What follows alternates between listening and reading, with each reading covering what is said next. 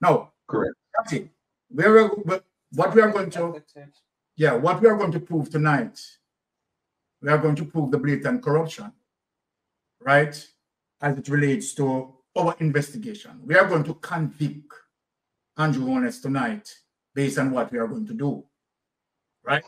And we are going to track him, right? Do the live tracking and let the people see. Now, we are going to, what I want the people to understand that what we are doing, right, is to track all of what Andrew Holness stated, Andrew Holness' lawyer stated, as it relates to the source of income, right, as it relates to how he amassed his wealth. And, of course, we are going to put them together, right, and make people, right, have a holistic understanding of what we are doing tonight.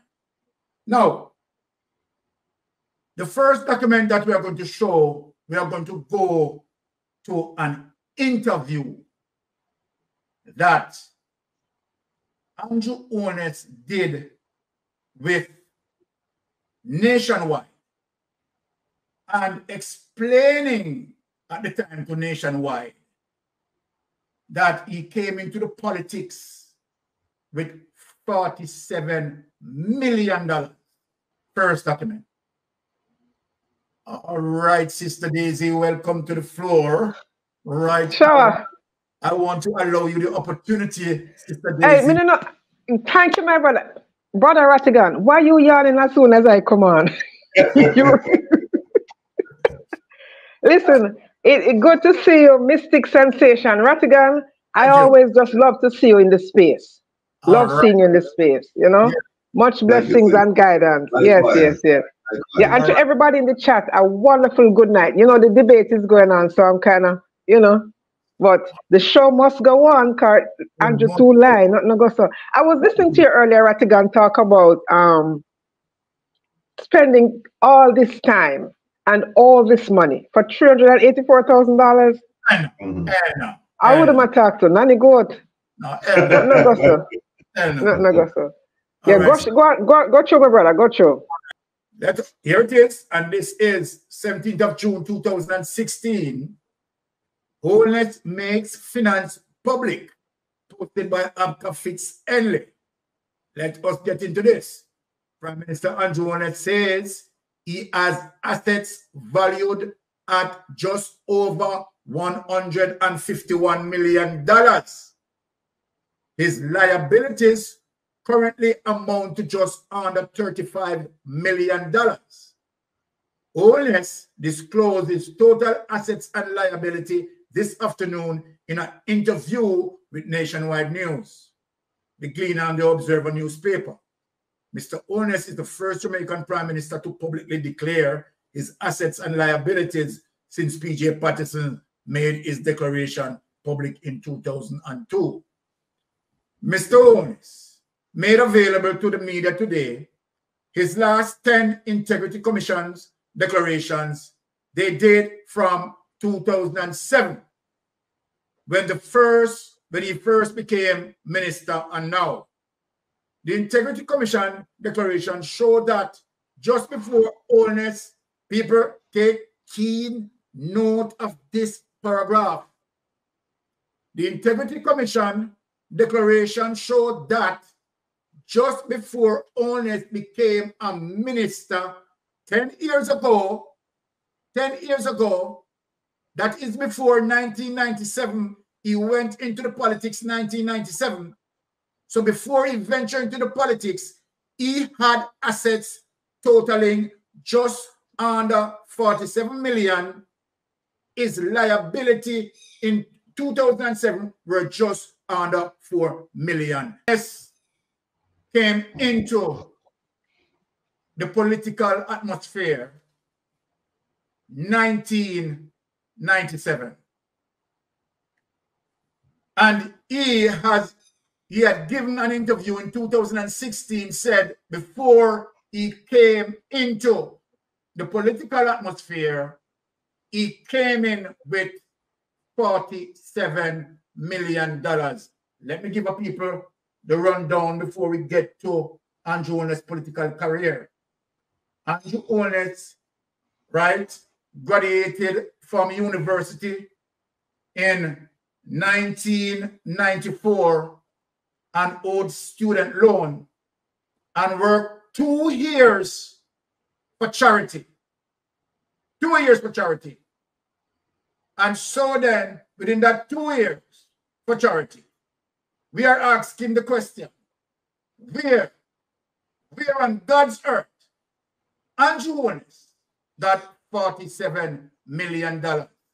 What we are going to do tonight, we are going to play a videotape with his wife going contrary to what Andrew Holness said, that he brought in $47 million in, right, the political system, while his wife, you understand, they got married in 1997, the wife going contrary against what Andrew Holness said, that they did not have any money. Evidence number 1, we are going to play tonight. I was born in my husband's constituency. I think I was actually born at the hospital, Andrews Memorial Hospital it was. Yeah, at the time. But grew up at a very early age in Ensom City and went to Ensom City all age and then on to St. Catherine High School. I remember even being at Ensom City all age, being a very industrious little child. My parents would send me to school, they would give me my lunch money, but I would be buying police button and selling them to get extra money from early days. So I remember being at St. Catherine High School and leaving school, walking from St. John's Road to Spanish Town. I did it often. I walked from Ensom City to St. Catherine High to save money again. Even though I got my lunch money and I got my taxi fare, I always felt that other than paying my school fee and giving me my uniform and my books, I should be able to do all the other little things. If I need geometry set, if they're doing something for sports day, I should be able to chip in. My dad worked in a factory, zinc manufacturing factory it was. He was a supervisor there. I think the factory closed down. He was made redundant and he took his savings and went into the taxi business. So he had a bus and taxi from time to time.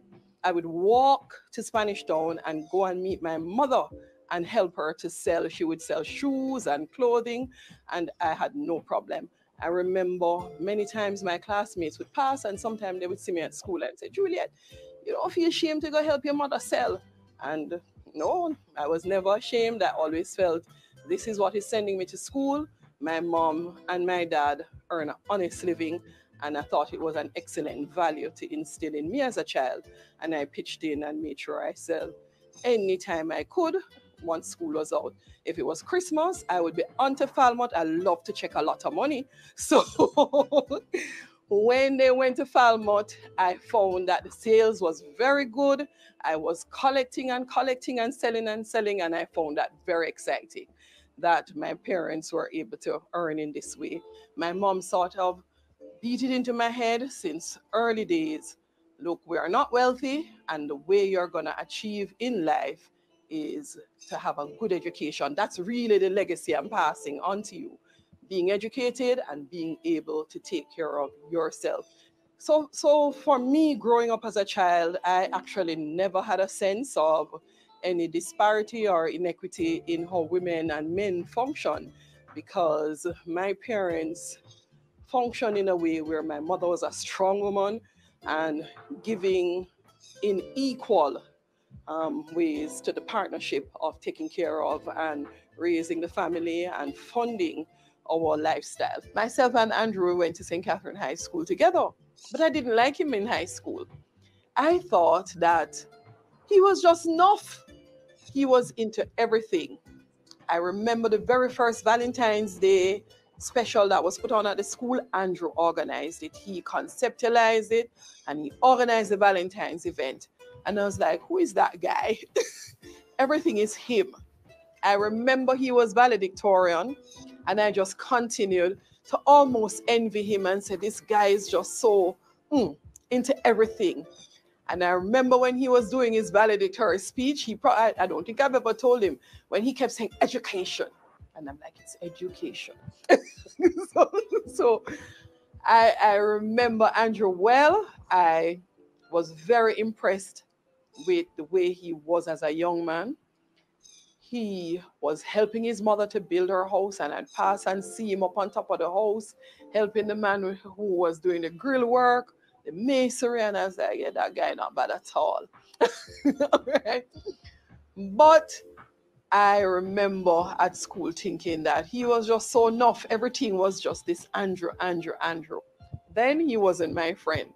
So I went to Holness Girls, as I told you, for sixth form. And when it came around now to the ball at sixth form, I didn't have a date. And someone said to me, what about Andrew, the guy down the road? And I was like, not so bad. I could make him go on with me. And I said to Andrew, do you want to accompany me to my sixth form ball? I think he had a friend, Garfield, who liked me at the time. I don't know if he knew, but Andrew said yes. And at the time, as I tell you, very naive, very sheltered. I was chaperone. My uncle took us to the ball, drove us to the ball, and stayed with us at the ball and took us back home. So I had no opportunity for Andrew to get on with any hanky-panky at all. But that summer was the start of our relationship. I remember after sixth form, we spent the entire summer together. Like every waking moment, we stayed together until we fell asleep. We're very boring people, you know, so we decided we were going to get married in 7 years. There are not many things I found that I was adamant about in a relationship, but some things I was very principled about. So I would never have a child unless I'm married. And I remember saying that we need to be able to buy a home first, need to get married, and then we can think about having children. I remember we got married, 1997. We planned, I don't even know, we sat down, we talked about it. I think we decided to have our wedding in between our birthdays. I'm born on the 16th of July, he's born on the 22nd, and we chose the Sunday in between our birthdays. We could not afford a lot, so we didn't have a wedding planner, and we could not afford a big hotel. I remember we rented Villa Ranai at the time, and we had a regular chef that you would normally have in your community come and cook up the curry goat and the rice and peas at Villa Ranai. And there we were married. Everybody came, like we invited all the relatives that we knew lived very far away because they would not be able to come to the wedding.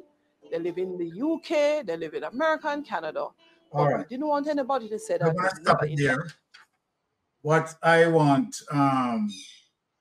the people to hear is Juliet Holness, right, speaking of their financial status, right, the very same time that Andrew Holness said, right, he came in the politics with $47 million, right? Here is Juliet Holness, right, is speaking to the contrary of that.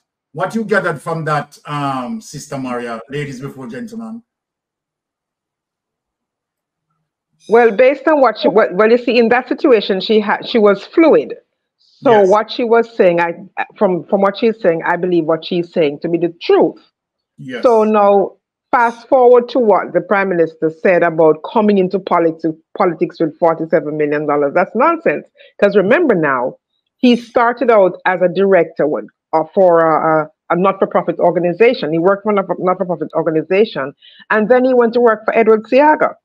Yes. So how many millions could he have made between those two jobs? You know, that really makes no sense. And he is the same one who said when he got out of college and he couldn't pay his student loans. So I don't know how he just magically got $47 million when in 2 years, when you know your wife had to do a fish fry for your wedding and and all those things. So I believe what she's saying in that interview. So I don't know how he and he didn't win the lottery. So for him to go from that to this, it is mind-boggling. It is mind-boggling. Okay. So Ratigan, let us move to you in terms of what you decipher there between Andrew Holness giving an interview that he came in the politics with $47 million, right? He came in 1997. In 1997, him and his wife got married, and his wife is saying something contrary there. What say you?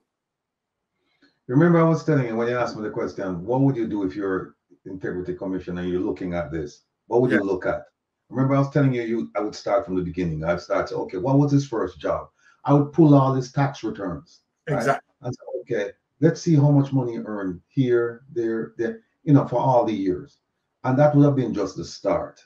Okay. Because the idea of him coming in 2007 with 47 million and what, 4 million in liability, when a few years prior, they didn't have any money. In fact, she said it. We didn't have the money. Exactly. And she was hoping, she said, just not to offend the family. She was sending out the invitation, but hoping that they wouldn't show up, right? Because you know, they showed up, they didn't have the money to accommodate them, you know, food and etc. So the question is, between 1997 when they got married and 2007, that 10-year period, 10-year period, where did that $47 million, where did that money come from? Exactly. And like I said, yes, pull the tax records. Another question is this. That's why I'm not having a love for the contractor. Well, I think it was a contractor general who was doing the statutory declarations at the time. Not sure. But that's why I don't have any love for these people. When I say I don't have any love for them, I don't have much regard for them, because here it is now, 2024. We are finding his statutory declaration and his statements to be controversial. Yes. Why wasn't this done back then? Why wasn't this done back then? Why have to take a mystic to come up and say, hey, look at what the wife said. Look at what him said. Yes. And then look at the statutory declaration. Why take a mystic for that? Why couldn't the people who were charged and with the responsibility and paid to conduct these things, why is it that they never find this out? Okay. And you know what happened? Well, gone by the morning can't come with the evening. All right. From it gone, what they said at 2007. Then everything after that bad. Yes. Everything after that bad. Because we still don't know where this money come from. And someone's almost like the money got washed into legitimacy. Nobody looked at it and said, but wait a minute, 2007, where you get this money from? Exactly. They accepted it. And so what happened now, him can say him start out with $47 million legitimately. When you look at it, you say, well, wait a minute, where did this money come from? Him go 2 years after school at a not-for-profit, now make no money, and then him work for former Prime Minister Edward Seaga, God bless his soul, him work for him, still not making any money because a public servant. So how you end up with 47 to start, and your wife has said, we don't have no money. Exactly. So, but the most important thing, Ratty, is that 2 years gap, that 2 years between 1994 and 1997. Andrew Holness is saying that, you understand, he amassed $47 million. 2 years. He left, what people need to understand, Andrew Holness left university 1994. 1994, and worked 2 years for a non-profit organization, right? So 2 years would be 95, 96, and 1997, he went into politics. So then 2 years in between that, Andrew Holness amassed $47 million. That is what Andrew Holness is saying to Jamaican public. So people must take a key note in terms of what Andrew Holness is saying. Andrew Holness left university 1994, right? And venture into a non-profit organization, right? A charity organization, right? And between 1994, after leaving school, 1995 and 1996, Andrew Holness amassed $47 million.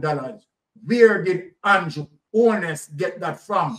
So if the Integrity Commission investigators are not doing investigation like this, then I don't know what they are doing. I honestly don't know what they are doing. We are going to get in more interesting stuff tonight. So now, Ratty, let me show you something.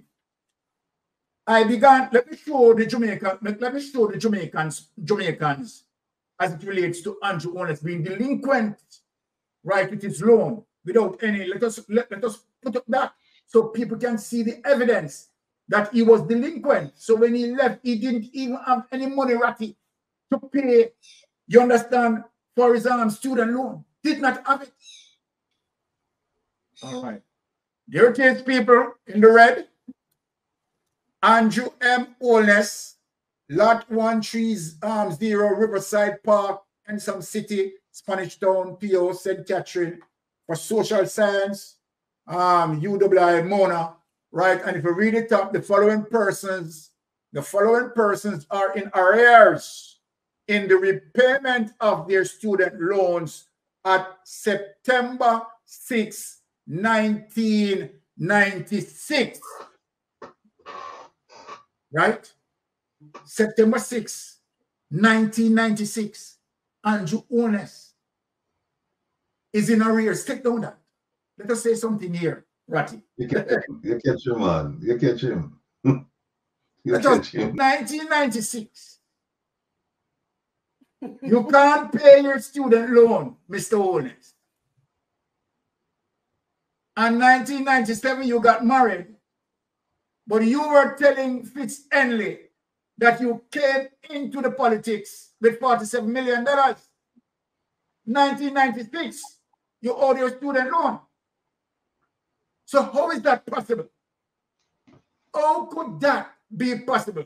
So, Ratty, we wipe that one away. Evidence number one.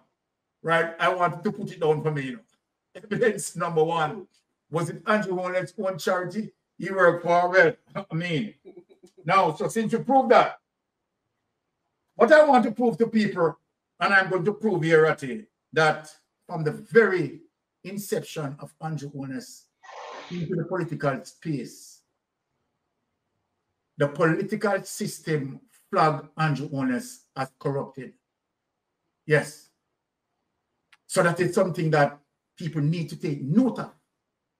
In 1997, right, when Andrew entered the political space, the political system flagged him as someone who doesn't have any integrity. Political career, Holness was first elected to the Jamaica Parliament in 1997.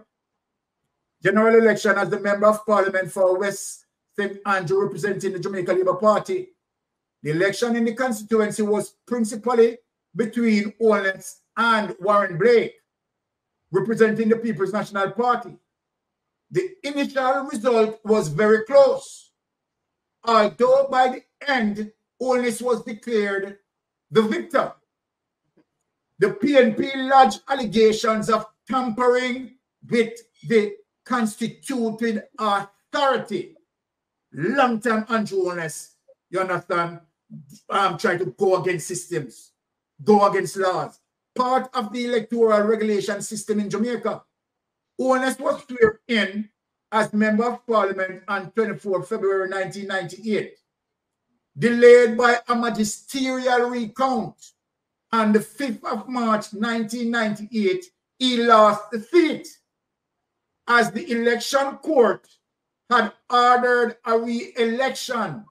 In April, Blake won the election, but due to irregularities in a group of 4 polling stations at the Taylor Basic School, the GLP lodged allegations with the constituted authority who agreed to run a re-election in those polling stations, and in the ensuing re-election, Holness won and he was sworn in a second time as MP in July 1998. Take that document away.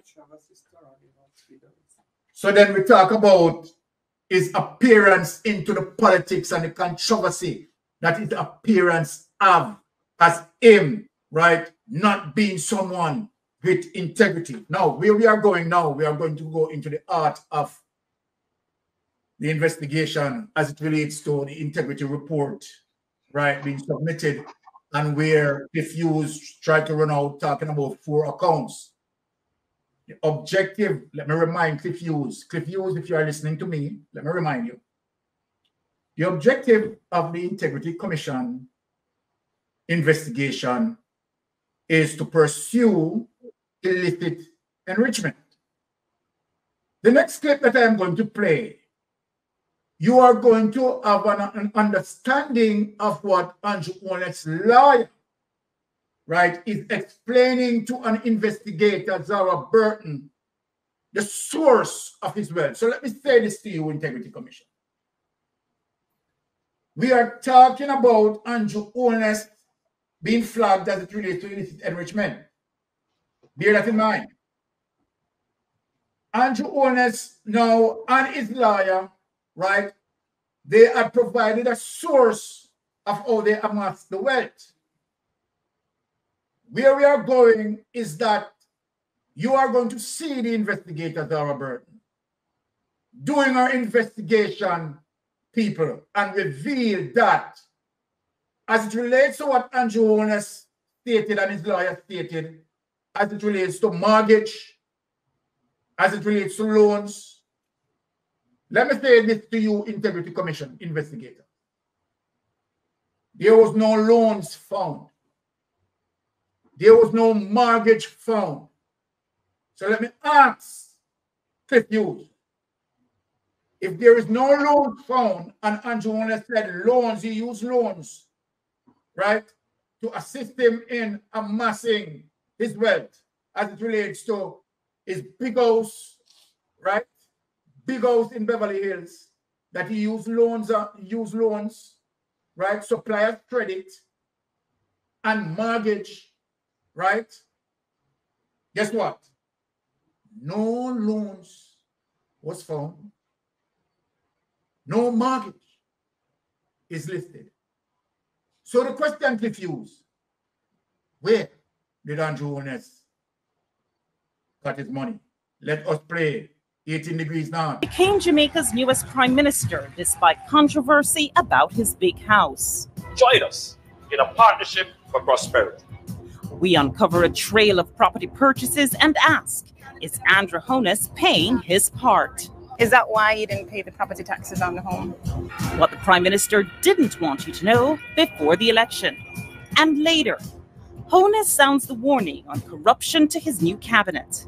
Corruption will not be tolerated in this government. But does his own record raise questions when it comes to awarding public contracts? When each side is in government, there are uncomfortable levels of awarding of contracts to persons who are either political supporters, campaign financiers, or other connected parties. We reveal how Holness signed off on taxpayer money for a contract to his associates on this episode of 18 Degrees North.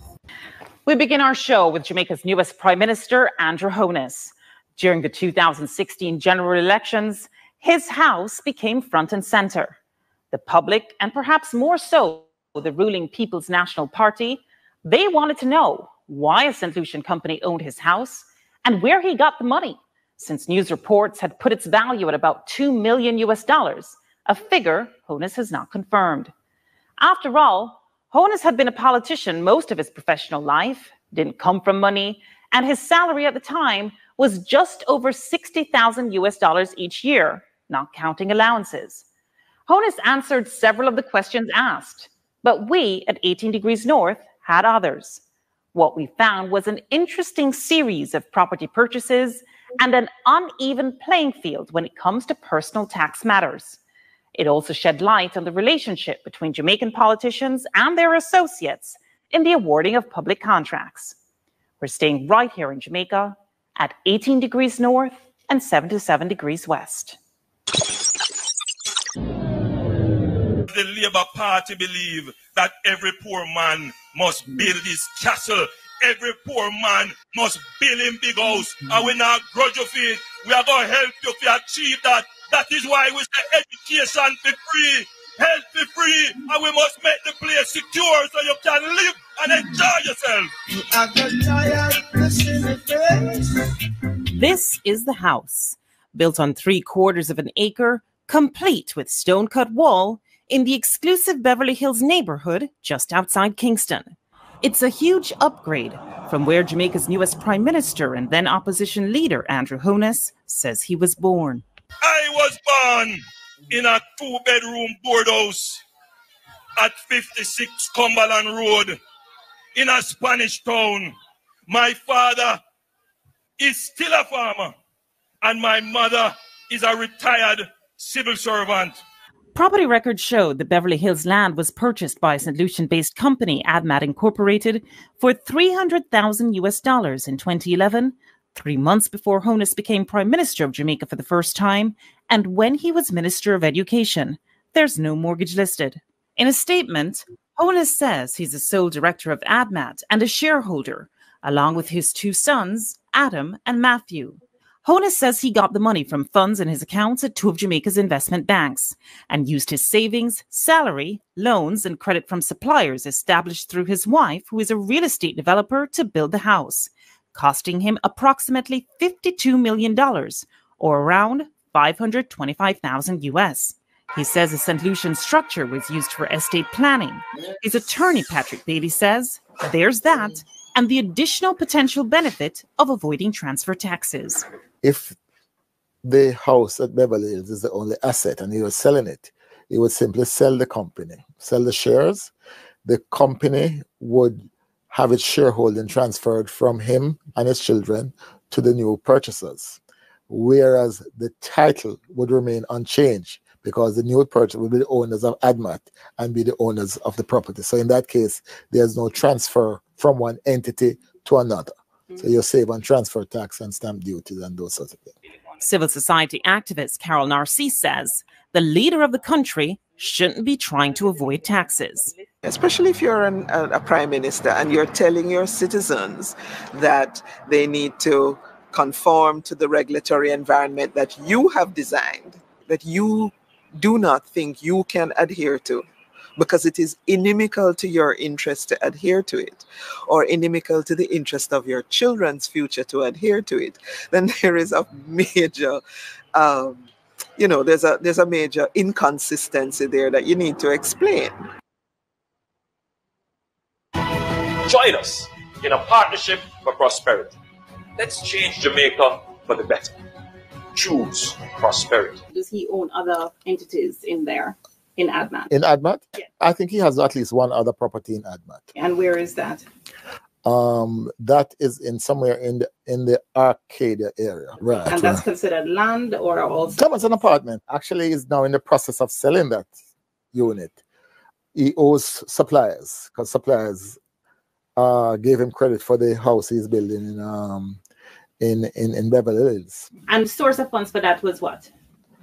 That one, I can't recall all of those details, but I seem to remember that he has always used the house that he lives in and get loans and that sort of thing. We checked the title for the property where Bailey says both Holness and his wife lived at the time of our interview and found no additional loans or mortgages other than those originally taken out in 2002 when they bought the house for $7 million Jamaican dollars, around $144,000 US back then. So you were satisfied then with the source of the funds in both cases? Oh, absolutely. He saved in US stocks and amongst his portfolio. So he was saving because these are savings. Is that savings from him alone or him and his wife? I don't know that level of personal detail. That would be. Yeah, I don't know that level of what you know. Is there any evidence? I know of nothing. I've known nothing else that he owns in relation to AdMat. Okay. He currently owns rather. We checked the title for the Acadia property and found that it was indeed purchased by the same St. Lucian company, AdMat Incorporated, in 2008, again when Holness was Minister of Education. The price tag, 16 million Jamaican dollars, around $219,000 US back then, And again, no mortgage was listed. Further, we also checked whether ADMAT owned additional properties and found one more. A half-acre lot, also built in Beverly Hills on Wycliffe Close in February 2009, also when Holness was Minister of Education, price tag around 15 million Jamaican dollars, almost 173,000 US dollars, and again, no mortgage listed. So you've never heard of this Wycliffe Close property before today? Let me put it this way. I have never handled, and when I look at the transfer, I see the names of lawyers who I know. And he's entitled to have more than one lawyer. We all have to eat. So all told, when it comes to properties, there's the Great House Boulevard home that Holness and his wife bought with a mortgage while Holness was a mere member of Parliament.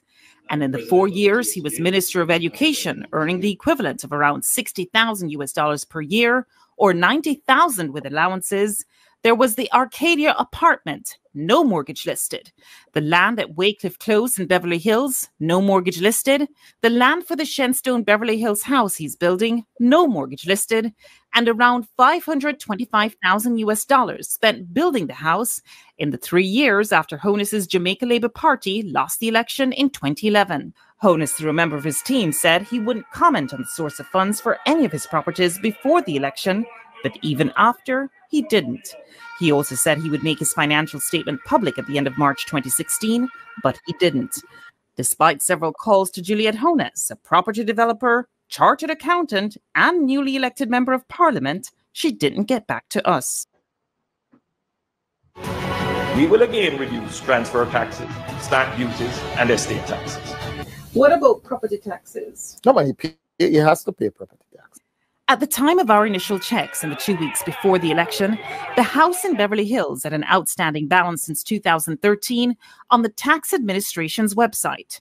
Amount, about $174,000 or US $1,400 approximately. Property taxes on the Wycliffe Close land in Beverly Hills were listed as not having been paid since 2009, a total of about $175,000 or US around $1,400. And the Great House Boulevard home that he owned with his wife, Juliette, that was listed as outstanding since 2014, owing Jamaicans $64,000 or about 526 US dollars. We call the tax administration to confirm. Volume is 1118. Andrew Holness? Yeah. The amount is $64,000 outstanding and $50 for 2 years. All in, Holness or his entities were listed at the time as owing almost 413,000 Jamaican dollars, around 3,400 US dollars. It wasn't clear if there were any amounts owing for the apartment at Arcadia Drive. Caroline Hay, former Deputy Director of Public Prosecution, says, in general, no leader should be backed up on their taxes. We did not ask her specifically about Holness. No public official ought to be behind on their taxes. You are in a position when you're a public official in a position of trust, and one would imagine an example to the nation as to what values we want in positions of leadership. Days after 18 Degrees North brought it to Holness's attention, and before the election, the tax administration's website reflected zero balances for the 2 Beverly Hills properties at Shenstone Drive and Wycliffe Close. However, taxes on the house he owns with his wife were still listed as owing as of our last check, March 18th, 2016, even as he became Prime Minister of Jamaica for a second time. That I will be faithful and bear true allegiance to Jamaica. Coming up on 18 Degrees North, too close for comfort? How Andrew Holness signed off on taxpayers' money for a contract to his associates.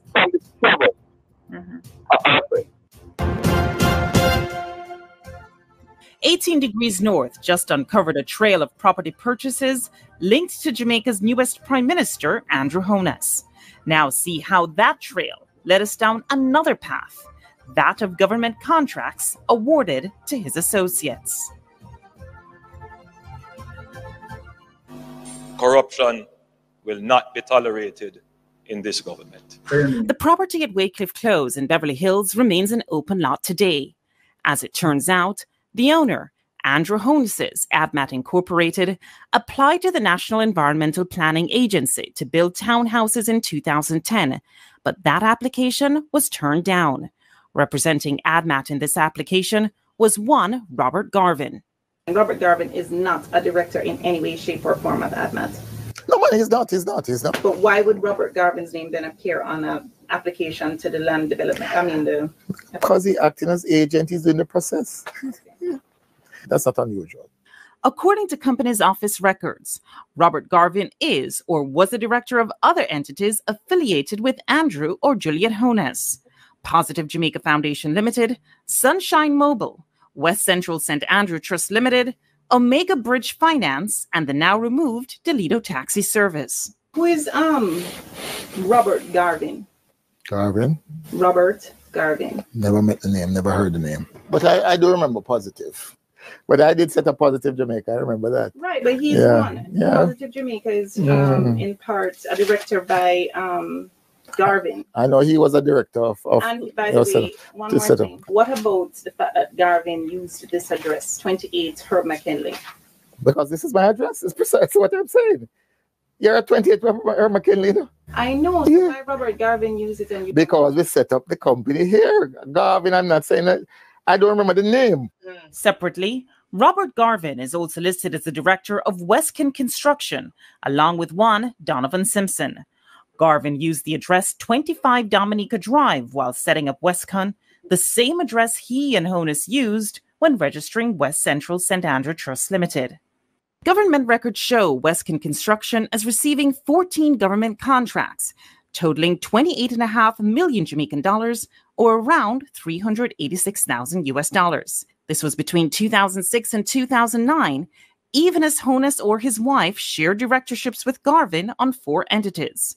12 of the 14 contracts were under the JLP government, with which Holness has a career-long affiliation. 9 of the 14 list 0 or only 1 tender. 10 of the 14 were granted by the Minister of Education when Andrew Holness was minister, and by the National Works Agency and Social Development Commission for work in Holness's constituency. Holness even instructed the Social Development Commission to pay Westkin Construction just under 1.5 million Jamaican dollars, or around US $21,000 back then. He signed the document himself. There was only one bidder for cleaning, bushing, and trimming of the roadways in Holness's constituency of West Central St. Andrew, and no procurement committee approval. Payment was requested by Holness December 20th, 2007, and paid promptly on the same day. When contacted in a general sense, the current Social Development Commission head, Dwayne Vernon, said, while not the norm, it is possible to have a request and payment on the same day, especially when there's a contract in place with stated payment dates. Vernon, who didn't address this contract specifically, also said, the SDC does not procure for constituencies. This is the prerogative of the MP and his or her project officer.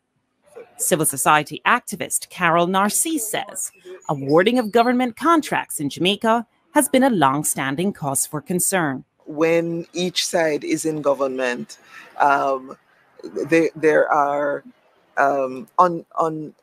uncomfortable levels of awarding of contracts to persons who are either political supporters, campaign financiers, or other connected parties. We asked Holness whether he declared his relationship with Garvin while contracts were being awarded to Westkin Construction, but he didn't get back to us. We called Garvin, but he said he couldn't talk at the time, and he didn't answer our text message. When contacted, Garvin's partner in Westkin Construction, Donovan Simpson, he tried to distance himself from the inner workings of the company. I don't know where are these projects. I don't know how much was collected. So you didn't benefit from these contracts, that's what you're saying? No. Even though his name is not on the filing, is Andrew Holness a part of this company? No, not to my knowledge. No, man, he's not a part of it. Do you know if Garvin is a friend of Andrew Holness? Yes, yeah, man, they are friends. They are very close. So from the two of us are friends. Before Andrew went in politics, you know. I met him at Siaga's office because Robert and Siaga were very close also. Okay. So the first time I saw Andrew is when Robert invited me to the Seaga's office in New Kingston. We searched, but could find no record of Holness declaring his relationship with Robert Garvin or Donovan Simpson. And the Office of the Contractor General would only say that we should request an investigation, which we did. When asked in a general sense, and not about Holness specifically, Caroline Hayes says these kinds of relationships should be declared. In the procurement rules and guidelines that I've read, there's been a concern about whether there is a connection either directly, meaning you have an interest in a company that's bidding for public assets and public benefit, or indirectly, meaning it's in the name of a wife, in the name of a girlfriend, in the name of a child, in the name of an associate. It is a duty of our staff and any other public officers and officials directly or indirectly involved in the procurement process, especially in the preparation of bidding documents, evaluation, contract negotiations, contract management, and payments, to declare any potential conflicts of interest. Whether Holness declared his relationship with Garvin remains unclear. However, Bailey, his attorney, is adamant that all assets associated with Andrew Holness were declared. In every case, everything that he has owned from the time that from even the time he set up ADMAT, going back to 2001, everything has been declared. We checked with the Integrity Commission, but no one ever got back to us. Information submitted is usually confidential. The law that governs it explicitly states that these declarations cannot be made public. And if they are made public, whoever makes them public is subject to a fine of over $1 million, right? These declarations of assets need to be brought under the ambit of the Access to Information Act so that we can request to see and be given, or given a good reason why we can't be given. In Jamaica, breaches of the rules governing the awarding of government contracts carry a possible fine of $1,000 or around $8 US and or 3 months in prison. See what happens when we try to get answers from Andrew Holness on the campaign trail. Can you give me a sense of who Robert Garvin is? That's next on 18 Degrees North. Jamaica's newest Prime Minister, Andrew Holness, may have wrested control from the People's National Party, in part because of his 10-point tax plan. During the election campaign, though, there were skeptics. Critics charged, how was he going to plug the millions in lost revenues in US dollar terms when his plan would essentially eliminate income tax on those earning the equivalent of around $12,000 US or less? Holness's plan was to spur spending and generate more revenue from consumption tax while raising taxes on high-end earners. We caught up with Holness on the campaign trail. We asked him what else he had up his sleeve and why at the time was he listed as being behind on his property taxes. Where is the economy going? Have you done any analysis of your tax plan and what economic growth is going to look like in your first year? I wouldn't want to give you a specific figure. But your analysis must have produced something that is tangible for the people to understand. Yeah, but I didn't say I would give you that figure. But it has produced a figure. Of course. Okay. Otherwise, why would we do the analysis? Give me a general sense of where we have on the low end and the top end. I would say to you that if you're going to talk about economic growth, you should be above 3%. Okay, that's a fair statement to make. Let's talk about some of the other taxes that you, tax incentives and lower rates. And so I think there was mention of some transfer taxes as well. In general, you want to, our tax plan is to reduce transaction taxes. A part of economic growth is to get the velocity of transactions increasing, and particularly in construction and real estate, because those are major employment areas. So we will bring to the levels which we had them before our transfer tax and stamp duties, and estate taxes as well. You seem to don't like taxes too much because absolutely. I'm a small government, free enterprise person. I believe that markets work best and taxes are distortionary. Okay. Is that why you didn't pay the property taxes on the home? No, my property taxes are paid. on the THS website, when we did the valuation numbers for your properties, the outstanding taxes are there? No, my taxes are paid. When we looked, there was your Great House Boulevard property. There was your property that's owned by ADMAT, which you say you're the sole director of. And then there's another property that we actually found under ADMAT as well, up at Wycliffe Close. All three were outstanding. And then we saw that at Wycliffe Close, taxes seem to have been outstanding since 2009. What about the other property, though, at Wycliffe Close? That I would have to check on. I mean, that's been there for a little while, so I'll have to check on. But I don't want to distract from the message. No, but you are the person that's saying that you don't necessarily love taxes, yeah? Yeah. And so you are the lead. You are a leader of this country, potentially the premier leader of this country come next week. And so I'm asking you the question, as the leader of a country, do you believe that your taxes should have been more up to date than the record reflects? What I'm saying to you, from my best recollection, I've paid my taxes. Now, if it is that they are outstanding, it's not an issue to pay them. Okay. I'm not hiding from taxes. But ADMAT is designed for you to avoid potential estate taxes and transfer taxes. No, it's designed for estate planning purposes. For estate planning purposes, that means basically that you avoid some sort of taxes. And I'm saying, does it look good for a leader of a country? I'm not clear that it's, when we set it up, it was never to avoid any kind of taxes. And it's not likely that I would be able to sell everything.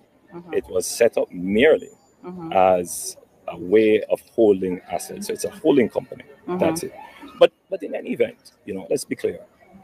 Any citizen of any country is permitted. It's not illegal to establish, and many persons have. No doubt. I'm not talking about the legality. I'm more talking about, does it look good for a leader to be trying to set up their situation so that they avoid paying tax?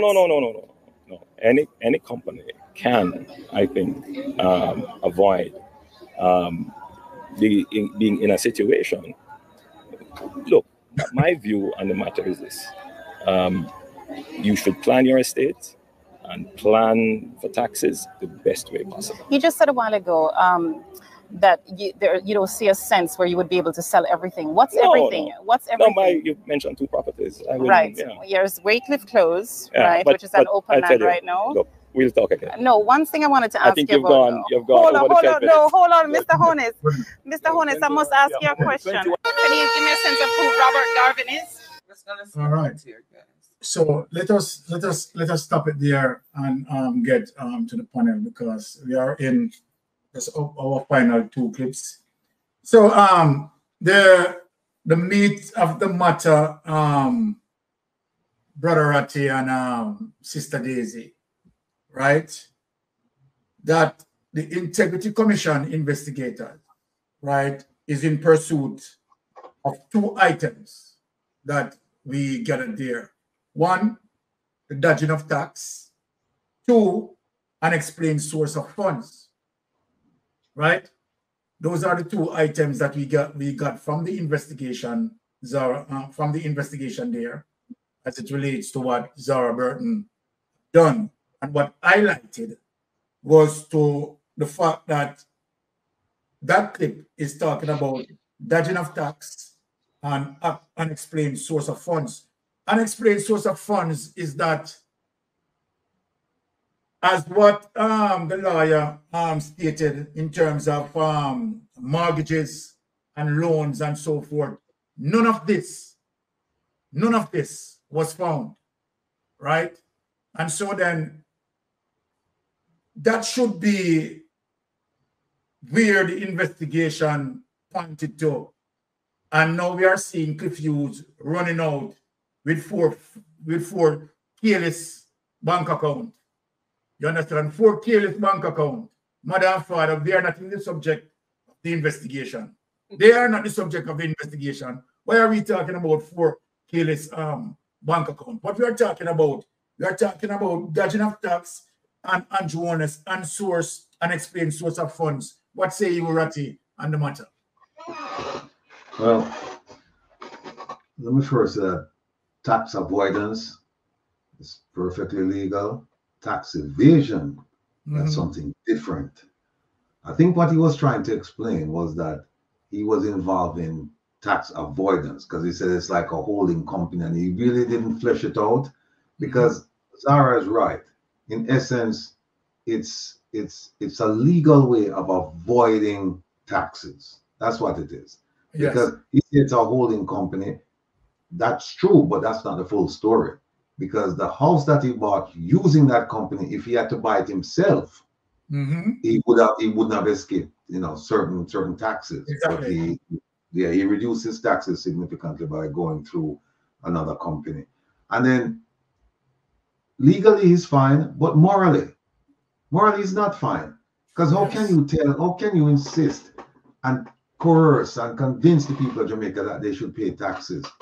But then you go out and then you get a company formed in another country to come in and buy the house you're living in to avoid paying taxes. I mean, there's something morally wrong with that. Okay. All in all, I think that this shows the inefficiency. It shows the inability of the investigating departments, and I said departments because I think at the time back then they had the contractor general, which they abolished and it merged into the Integrity Commission. Both of them, they're woefully disappointing. Woefully disappointing. I mean, when you look at, there's so much here that they could go after him.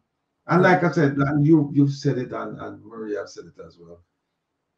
We're not paying attention to the 4 accounts. That's nothing. Because you can't tell me spend 3 years to come up with 4 accounts. So it's not it. But it just goes to show that when you have people who are not courageous, people who are afraid, people who are possibly corrupt, this is what you get. You get a situation where a prime minister can just run around and do whatever he pleases without fear of any consequence. And it's only because I think had it not been for social media, I think we wouldn't be here.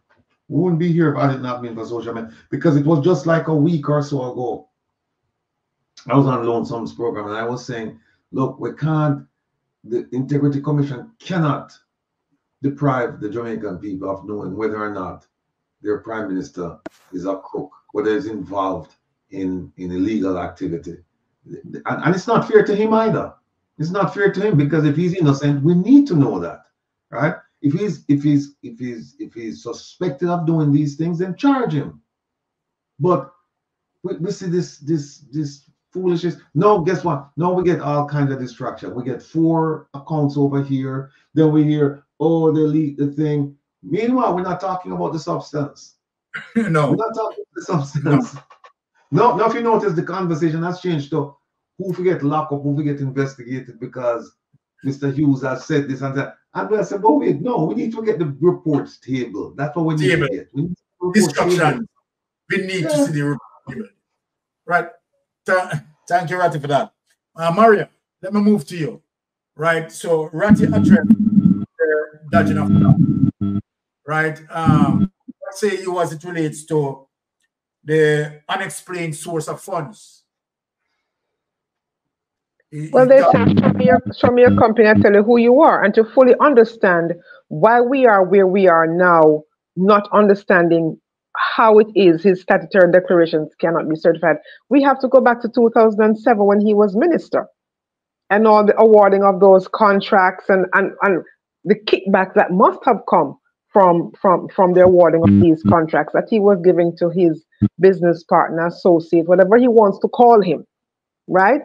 And yes, it is something that has been going on for eons, but it is, I don't think it has been as blatant as we see it right now. Nobody cares. It's just like, a sort of thing set, as they would say.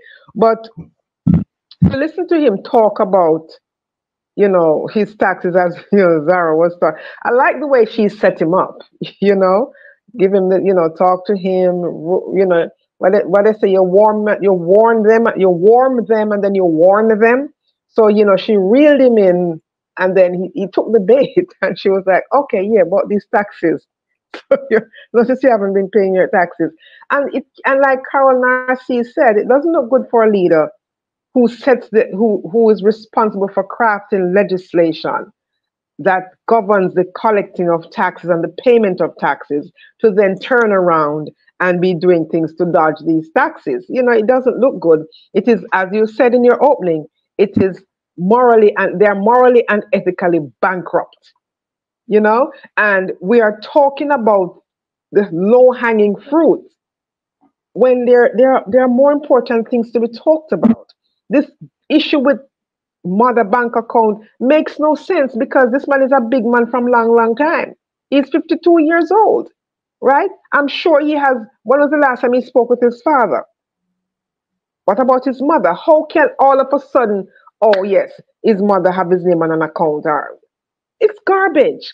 It's garbage when the real question that we need to be asking the Prime Minister, in light of $1.7 trillion unaccounted for, including his ministry, his office, the office of the Prime Minister, they have billions of dollars that they cannot account for. And in his office, he has 19 agencies that fall under his portfolio.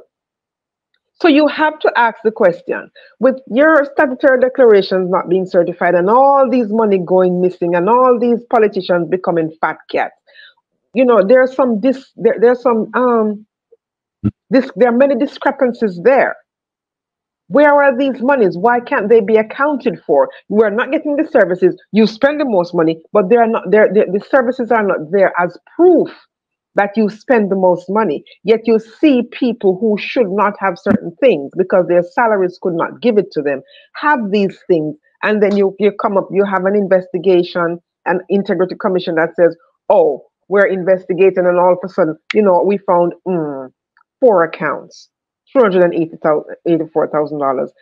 It doesn't make any sense. Stop dumbing down Jamaican people. Stop talking down to the Jamaican people, because that's what is happening here. And they're worried about who leaked what. There's a time and a place to deal with how the information was leaked. And it's a fact that Nationwide News Network, run by Cliff Hughes, has for a while now been getting people's information and putting it out there, i.e. Chairman James.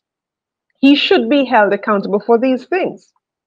There's a time and place, and he must face a lawsuit, and he should be dragged before the parliament to ask about some of these things that he has been leaking. And as a matter of fact, he is noted for spreading misinformation and disinformation, fake news as they call it, right? You look at Granny Subaru, you look at the Gene Panton SSL story, you look at what's happening, lots of misinformation, right? And this is a person that is out there now talking about, you know, it's only 4 accounts. How did he get it is one thing to be addressed. But the issue is the idea that a news network is focused on 4 accounts that adds up to nothing, because one, that don't even fall within the threshold of what you would investigate or declare. And another, it doesn't involve him personally. It's his parents. How does his parents' account affect him? And that's what they're focusing on. No wonder people have to turn to social media to explain and break things down and to hold their feet to the fire, because the local media that should be doing it, they are not doing it.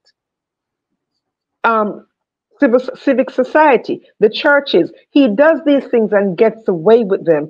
And too many of Andrew Holness's misdeeds have gone unpunished. He's the same one who held Richard Azan, held his feet to the fire for building 6 stalls in Spalding for people who needed it in his constituency. He did not benefit 1 red cent from it. Andrew Holness, nobody knows how he gets the things that he has. His salary and whatever investment could not have given it to him in such a short period of time. When he started in politics, he had nothing. And before you know it, he's this multi-millionaire. His wife is building an $800 million project. All those things have to factor into it.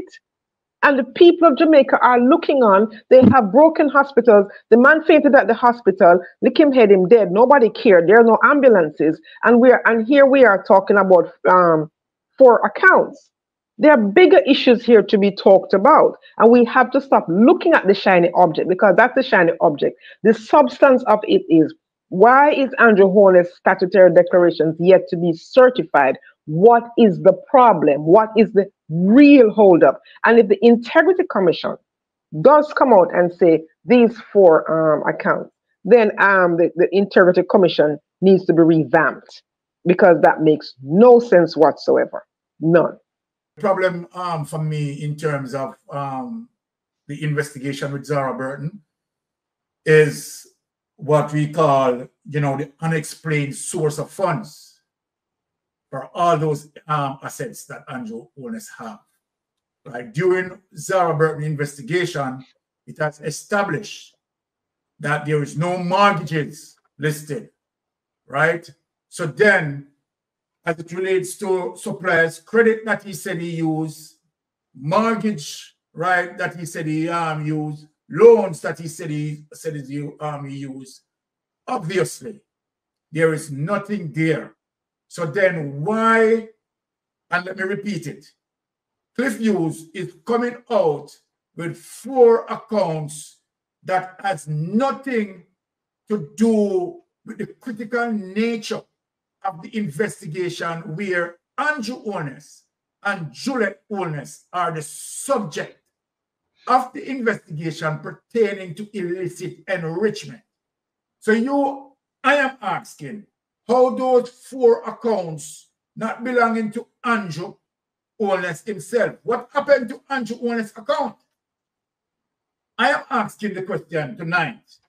What happened to Andrew Holness' account that need to come into factor? Andrew Holness is the primary target of the investigation. So what happened to Andrew Holness' account? We need to see how transaction move to and fro out of Andrew Holness' account. Let me ask, the Prime Minister has an account, and he must, because his salary, you understand, would automatically go to his account. You understand? So we need to see his account. You understand the activity that takes place in his account. I don't need to see how, the thing about it again, if you check as it relates to when these 4 accounts, you understand, were established, right? Were they established, right, in 2021, right? Thereabout, or, whatever time they established, how transaction move right from through those 4 accounts. But the primary subject in terms of the investigation is Andrew Holness. What happened to Andrew Holness' account? Why are we not hearing about Andrew Holness' account? Andrew, Ratty, interestingly, why are we not hearing about Andrew Holness' account, bank account? We don't want to hear about his mother account, his father's account. What happened to Andrew Holness' account? What happened to it? I agree with you. That's where the focus should be. The focus should be on 4 accounts where he's the secondary on it. The focus should be on the account where he's the primary. Because, like you said, you can still, and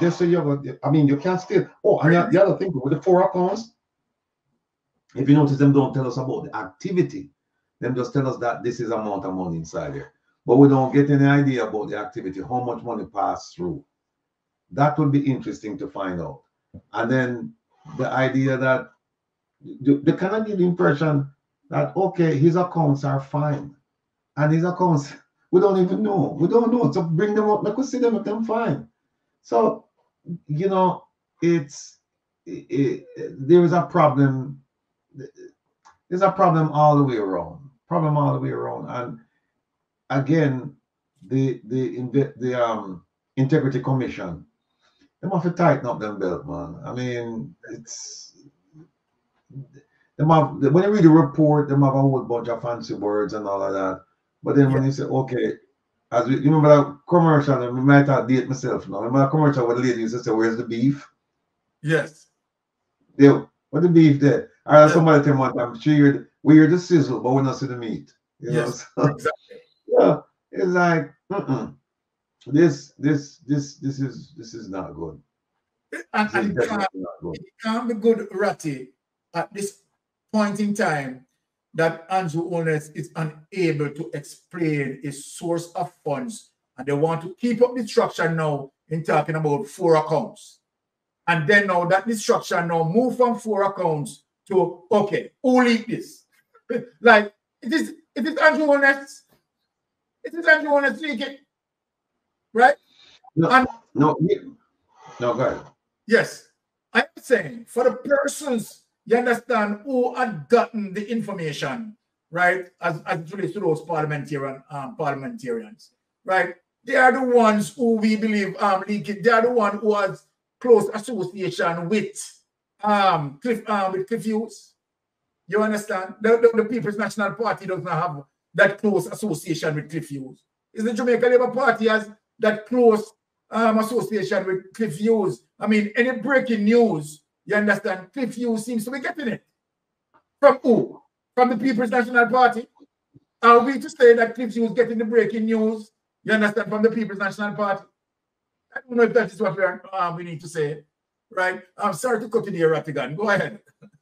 No, you know, there's another problem. Again, I go back to the act itself, the Integrity Commission Act of 2017. What we continue to see, and we see it out with the DPP and the JCF, we don't see the cooperation and collaboration at the start of the investigation. Yes. And that's why we end up with the director of investigation saying, I'm going to make a recommendation for prosecution. And then you have the corruption prosecution saying, no, I'm going to decline to prosecute. All this should have been done from the moment they start with the investigation. They're supposed to be working hand in glove. In fact, I'm looking at some of the responsibilities of the director of corruption prosecution. And one of them is provide legal advice to the commission on matters concerning acts of corruption and offenses committed under this act. So the moment they say, okay, we are going to investigate the prime minister because of this, the prosecutor is supposed to be on board. It shouldn't be something where, and therefore, if there's nothing, and the other thing too is that it looks like they're not working, they're not working in tandem, they're not working in harmony, because the way it's supposed to be is the prosecutor is supposed to say, okay, for this case, here are the things I'm going to need to prove, satisfy the requirements legally, so we can get a conviction. Instead, it looks like the prosecutors stand up over this and them over yaso, and them do what they want to do, and then when them send it to her, she review it and say, no, I don't think there's enough here, I'm going to decline to prosecute. This cannot continue. You have to have the prosecutors working alongside the investigators, because if you don't, this is exactly what's going to happen. You need a prosecutor to say, listen, I need you to go out and get me these items so I can prove my case. We don't get that. What we get is declination after declination. This is after the prosecutor, because remember now, the investigator is not the prosecutor, is not the lawyer, is an investigator. So that's why you need the lawyer to come on board with him and say, listen, I know you're going to go out and interview people, you're going to subpoena records or what, but here are the things I need to prove this case. We don't see it. And that's why I'm saying, in my estimation, the Integrity Commission is a colossal failure. It's a failure in not in its concept, but in its implementation and in the execution of its duties. Colossal failure. And keep in mind that this is the sole and the premier anti-corruption agency in Jamaica. Exactly. All right. So let us go to our final document. One thing there, sorry, in all of this is that SSL, how has SSL figured into this, given that he withdrew his money out of SSL, and SSL is a debacle. He is the prime minister. You have the finance minister. What is his culpability in all of this? How much money did he withdraw? Well, here's the thing. I don't know if you heard the latest report. I think it was carried by Nationwide, where they said that they didn't mention SSL. They said that he withdrew funds from a financial institution, and everything was above board, and that they had solicited the assistance of a financial forensics person from overseas, and the person came and was in Jamaica for about 6 months and said there was nothing wrong with anything that they saw. And I'm like, wait a minute, why even pay that person? Yeah, Kroll was there. Why didn't you use Kroll? Why didn't you use somebody in Jamaica? You know, this is a setup of the highest order. It's not done properly. So, I mean, we shouldn't expect any better anyway, you know, because at the rate they're going, it's going to get worse. But again, I'm waiting for the report to come out. All right. I think that corruption prosecutor, I think she has, as I said, she has some explaining to do. She's got some explaining to do, because all this nonsense here is just foolishness. She's working. She should be working alongside the investigator, and she's just working in opposition to what these people are doing. Yeah. She should be. I mean, the reason I say this is because I've worked with prosecutors before as an investigator, and what the prosecutor does is you go over, you do a preliminary investigation, and you say, "Hey, prosecutor, well, you do the preliminary, you go to your supervisor said, yeah, this looks like a good case, take it across the street." You go across the street, you say, "Mr. Prosecutor or Madam Prosecutor, this is what I have." They look at it, and they don't give you a blanket rejection. They say, "Listen, looks like a decent case. Here's what I will need. Here's what I'm going to need from you to take this to trial." And then you go from there and you work hand in glove with the person. This doesn't happen in Jamaica. And that's why they say that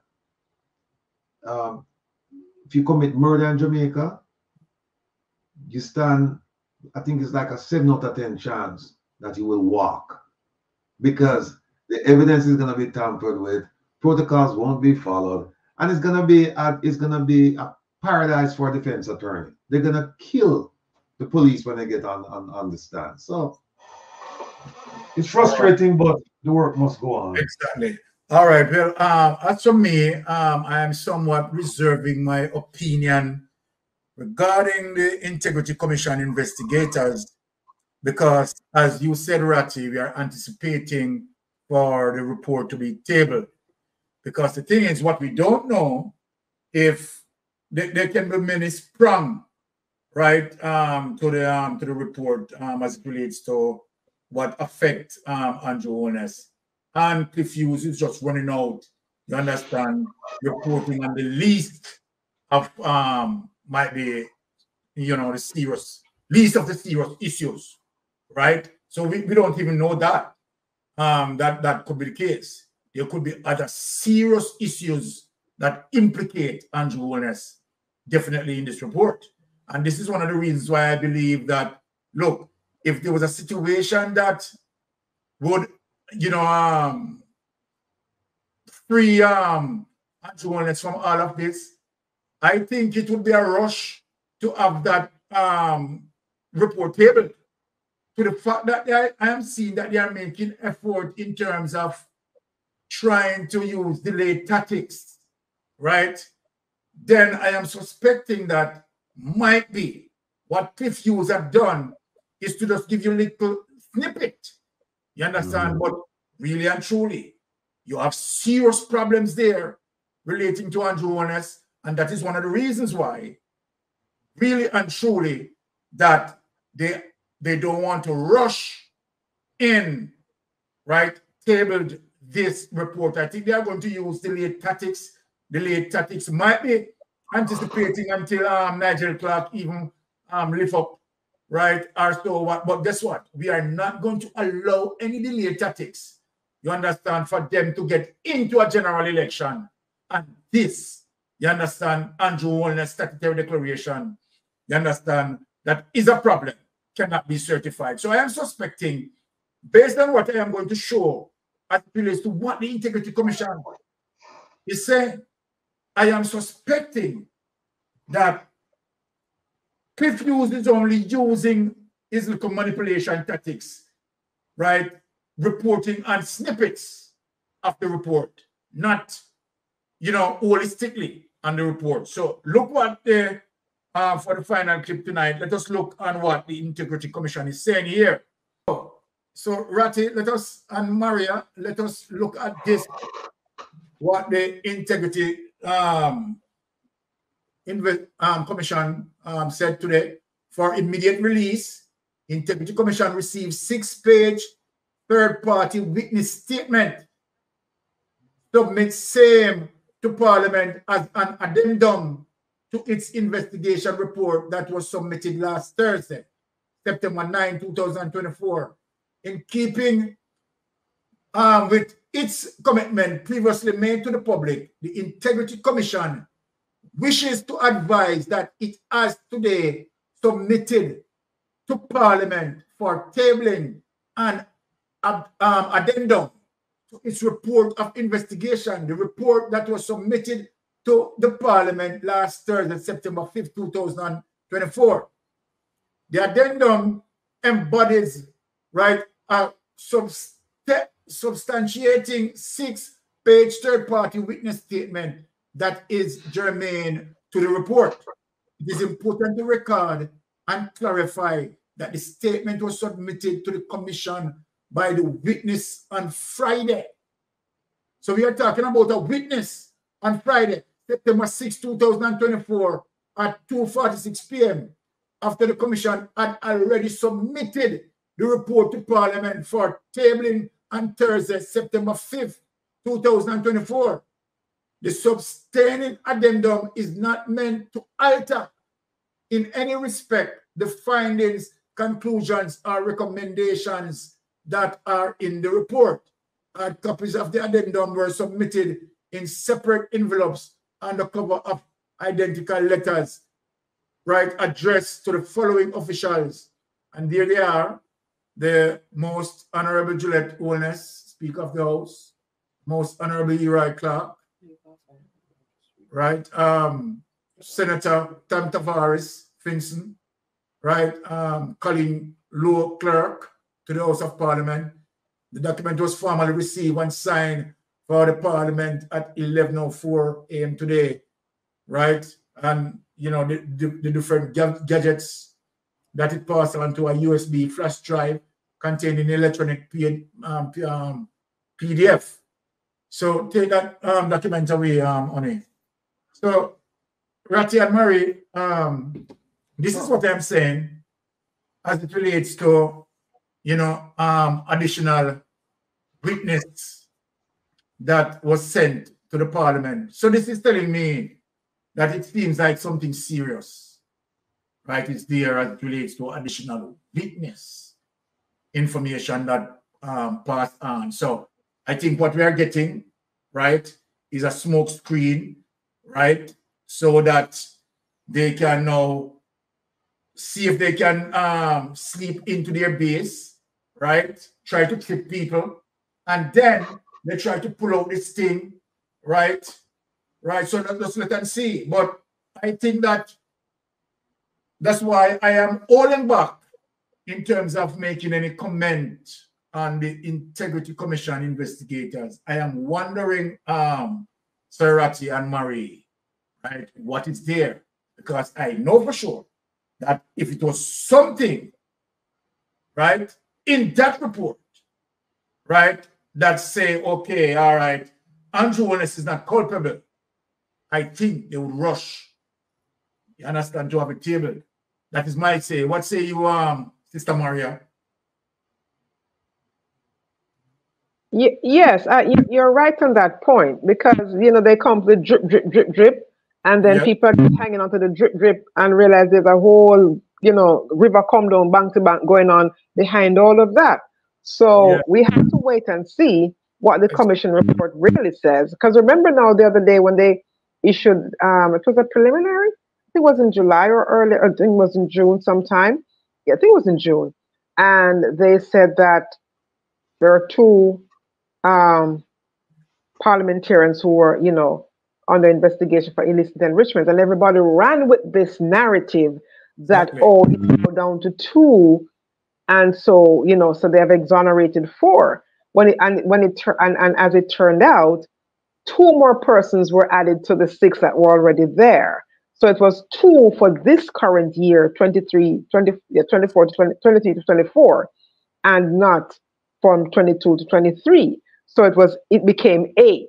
So we have to be careful how we follow the drip, you know, and not let the thing play out in due season and then go with the evidence. Yes. And the substance and what the report, you know, will tell us. And you know, I still believe that in a normal, healthy, functioning democracy, Andrew Holness would not have still been Prime Minister and leader of the Jamaica Labour Party. From the first year, his statutory declarations were not certified. And so it is now incumbent on the members of the Jamaica Labour Party to find a leader who is not as compromised as Andrew Holness, because he is the millstone around their necks. He is compromised. He is woefully unqualified to continue in that position. He doesn't have the credibility, he doesn't have the integrity, and they should do everything humanly possible to replace him. I have nothing against a healthy, functioning Jamaica Labour Party, but Andrew Holness is suspect. Andrew Holness is too corrupt, and we have to call a spade a spade. All right. Okay. Thank you for that wonderful input, Maria. For the closing, Ratty, we are asking you to close the curtain for us. Right. Let me just say that letter, and I've just sent you something to share on the screen. Don't share it yet. Yes. Let me just talk about 2 things. One is the letter you just put up, right? It says that the report was submitted on the Thursday, and the 6-page witness statement came in on the Friday. Yes. All right. It also said that the witness statement was germane to the issues, right? However, it didn't change the conclusions, the findings, it didn't change anything. It supported what the Integrity Commission, what they submitted, it supported it. All right. First question, who is this witness? How does this witness know about this investigation? How does this witness know what to write in this investigation? I have some serious questions about that.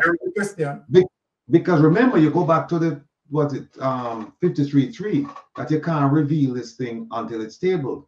So this witness, I would like to know who told this witness to write a statement that is germane. So I'm saying the witness knew exactly what to write. So there you go. So, and 6 pages, not even 1 page. So it sounds like it's very detailed, like somebody tell the witness, hey, write this, which they weren't supposed to do. Somebody posed a question about what do you do if you find that the corruption prosecutor is in breach. Yeah. What a point, Ratty. As it relates to the witness, though, what if the Integrity Commission investigation, as it relates to leads that is pertinent to the investigation that connects to him and where him has to now give, you understand, that written statement? That would be okay. Yeah, if the witness, if they approach the witness, exactly, and the witness is seen as a subject, and so the witness is trying to clear him or herself, and they said yes. That's what I'm saying. We need to know who this witness is, because if this witness is just writing something to buttress a statement or a position, or in support of somebody else, then I'd go, wait a minute, how did you find out about this?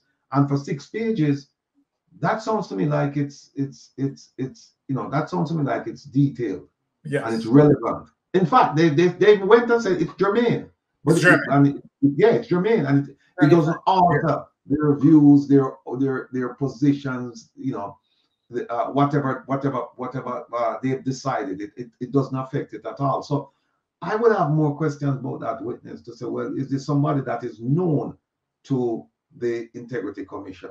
Now, let me just before you put that statement up, let me just say one quick thing here. I wrote to the Integrity Commission because you can write to them. I think it's under I don't remember the exact provision, but you can write to them and tell them and provide them a complaint about some things, and then they'll decide whatever they want to do. Now, I wrote to them about Minister Kamina Johnson-Smith and the violation. I wrote to them, and I said to them, listen, I have all the information. If you're interested, write me, let me know, and I'll send you everything. I'll know me in a year shot fire. I'll know. So we have problems with them. But put this up, let me show this lady, the lady who, please put this up, the lady who asked that question. All right. Now, this is section 34, right? Dealing with the corruption prosecution. And I've been saying this to people over and over again, and I'll say it again tonight. The corruption prosecutor is subordinate to the DPP. What does that mean? The DPP is the supreme prosecutor in Jamaica. All the other prosecutors fall under the DPP's purview. The DPP, under the Constitution, not the Integrity Commission, but under the Constitution, has the right to start a prosecution, has the right to take over a prosecution, and has the right to terminate a prosecution. Doesn't matter who's doing the prosecuting. Doesn't matter. Constitutionally, that's the person who has the power. Now, look at this. It says right here, if the corruption prosecutor makes a decision like this one, says she's not going to prosecute the prime minister, there is something that can be done about it. But for some reason, they're not doing it. And it's right here. Look at number 4. It says, without prejudice to the provisions of subsection 1A. 1A refers to the Constitution, where it delineates the power of the DPP, saying that she can start, she can take over, or she can terminate.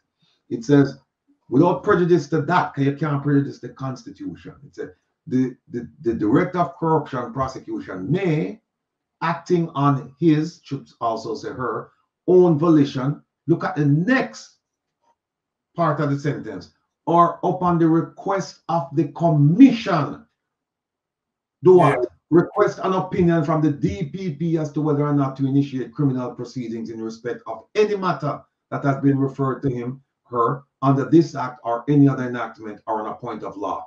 So the commission can actually say to the corruption prosecutor, we need you to go and get a second opinion from the DPP. And I've been saying this, and if I say it one more time, I've said it a million times. The commission has a role to play in this. And somehow the commission just sit down and just take it. The commission, remember now, the commission sit down, you know, and the commission, and here's what.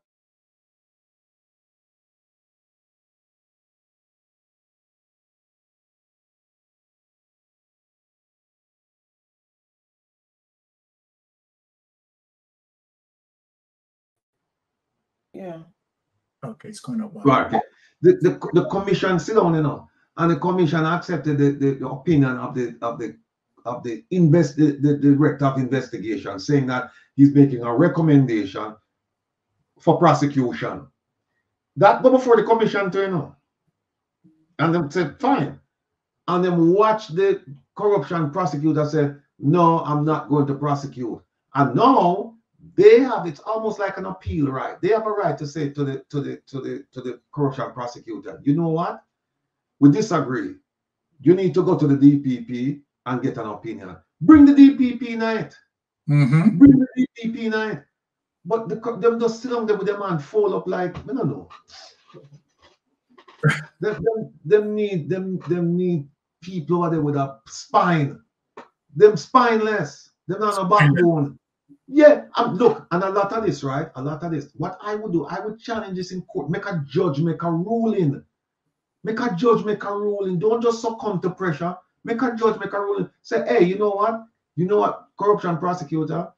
You need to take this to the DPP. and we could get the DPP on record now. Make the DPP come on record. Yeah. But them don't do it. No. Yeah, and it speaks to Ratty, systematic corruption. That's what it speaks to. Yeah. You know, clear systematic corruption. How can you have a provision like this? And with all of the foolishness that's going on, look, all right. Missed it.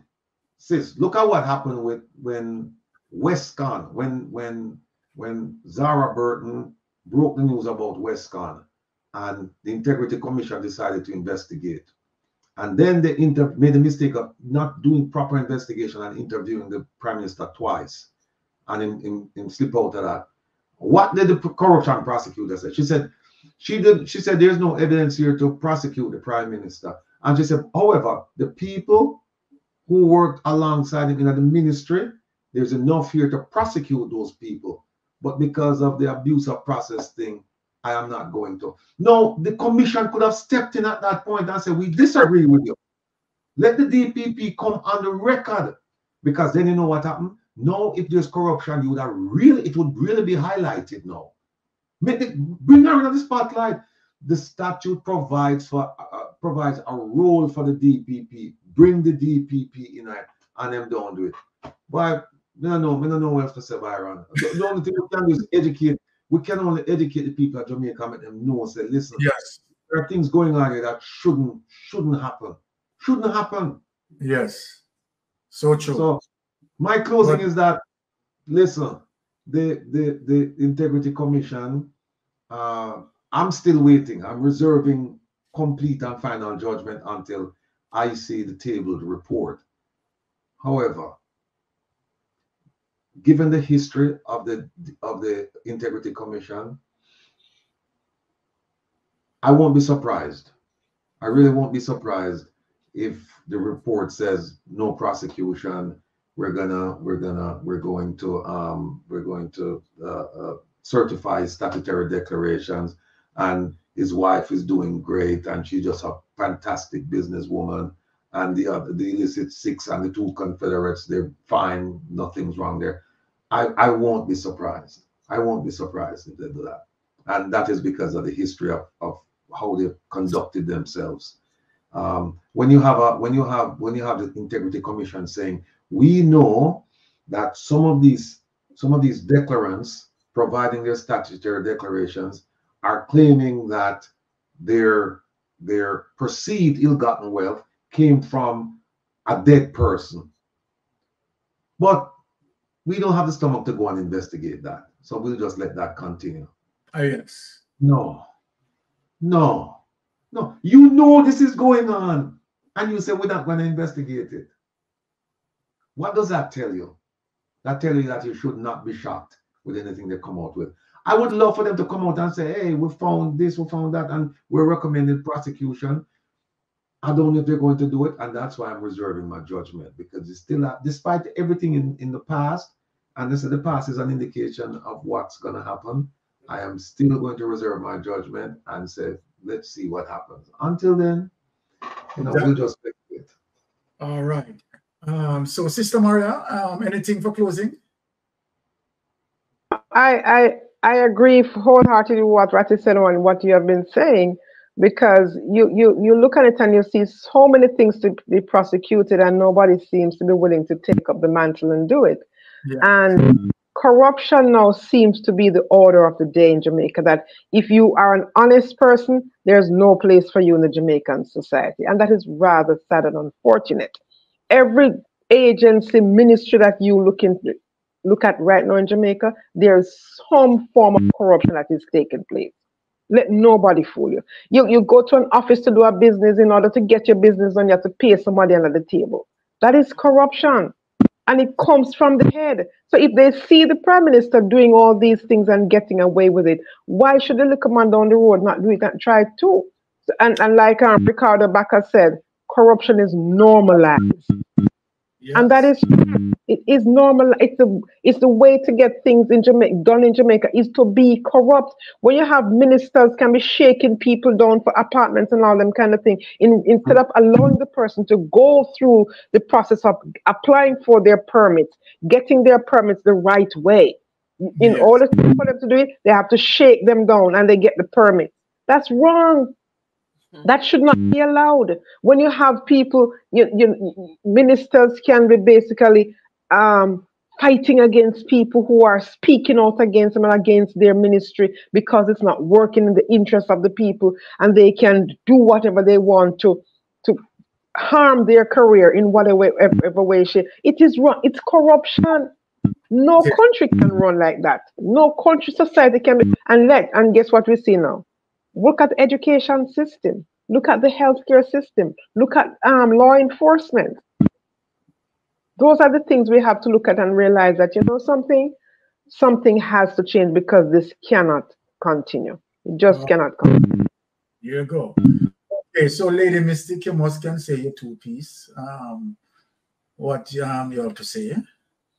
Well, all I'm saying is agreeing with Mr. Rattigan that let's wait and hear what they have to say in the report. Let's keep an open mind, because as I was saying to you, I think it was yesterday, that if they had certified this report, it should have been gazetted already.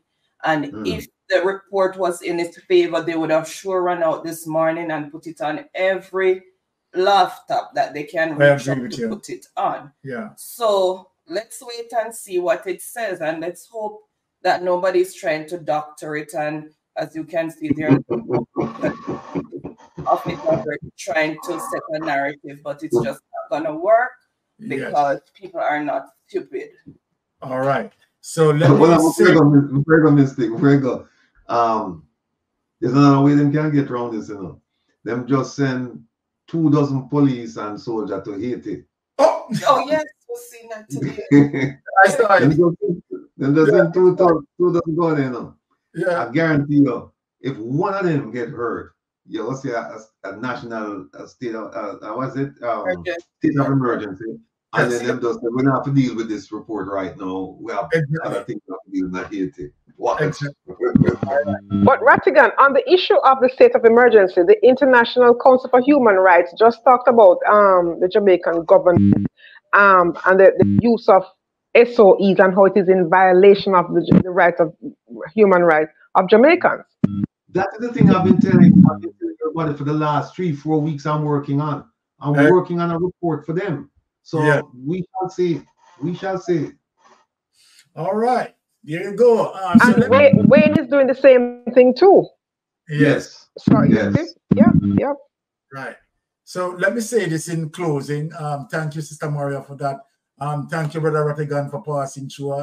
As always, I really am happy to have both of you here. But let me say this to all of us Jamaicans, that in spite of what is going on, and we have, clearly seen that, there's a systematic corruption. We need to bear one thing in mind, that we have the ultimate power in our finger. And we need to anticipate for the general election. For those who needs to be enumerated, please be enumerated. Please take stock of what is happening, right? And make sure that you do the right thing in terms of voting for the People's National Party as it relates to Mark Golden, as it relates to someone who is honest. We have no evidence ever, in spite of all investigation that have been done. Mark Golden is showing up as a bright morning star, unlike Andrew Holness, right? In place in the middle light, and we still can't see him. He's dark as evil. An eclipse. Right? He's an eclipse, right, to our political process. So I am saying to the people, right, that we see the apparent corruption. We see that the source of fund as it relates to Andrew Holness assets, right, is a problem. right, Andrew Holness having difficulty in terms of explaining his source of fund. And let me remind Cliff Hughes that while you're talking about those 4 accounts, the primary drive, right, as it relates to this investigation is illicit enrichment and what Andrew Holness explained as it relates to how he amassed the wealth. Investigation going against that, right, to say that whatever he says, no mortgage found. He said he used mortgage. He said he used supplier's credit. He said he used loans. People need to understand that the investigation had clarified as it relates to Zarberton's investigation, no mortgage found. So Cliff Hughes, please, I'm asking you, don't spin. You understand? We know that your original spin doctor is supposed to be a general now, general in command as it relates to spinning, right? So please don't spin. He's a general gig mystic. Always a spin. Yes. So at the end of the day, people need to understand that the problem with what we have to deal with is Andrew Holness not able to explain his source of wealth. And that should be a problem. That is a problem and must be a problem for Andrew Holness and all his minions. Once again, thanks, Sister Maria. Thanks, Brother Rattigan. Blessings every time and good night, everyone, and good night to everybody in the chat. Blessings all the time. Yeah, man. To close now. All right. Yes. Let me just remind person. Jamaica, your voice matters now more than ever. If you're 18 or older, make sure you're enumerated and on the voters list by the 30th of September. This is your chance to shape our future. Don't let it slip away. Remember, your vote is your voice. Together, we can make the change we need. For more information, visit markgoldingja.com/voters-guide. Let's do this, Jamaica. Amen. All right, guys. So again, thank you so much for tuning in. Really appreciate everybody's contribution to the chat tonight, making it an interactive discussion. Really appreciate. Exactly. You know, every day, every Tuesday, strong interaction. Friday that you tune in. Strong interaction. You love that. Really appreciate the continued support and endorsement. So we are going to say good night with this as a reminder from our Prime Minister. So have a blessed and wonderful rest of the week, guys. I know why you come to me with that foolishness, you know. You elect a Prime Minister, and is a Prime Minister run the country. It is time we learn to hold our leaders accountable for their actions and stop making excuses for them. Stop making excuses. Otherwise, go elect the people who really run in the country. And I don't want the right start that stupid argument. Hold the people you elect accountable. And stop making excuses for them. You have it. Okay, safe travel on the gravel, guys, until Friday. Blessed up, and you'll see Baron and the Titans on Thursday. Of course. All right.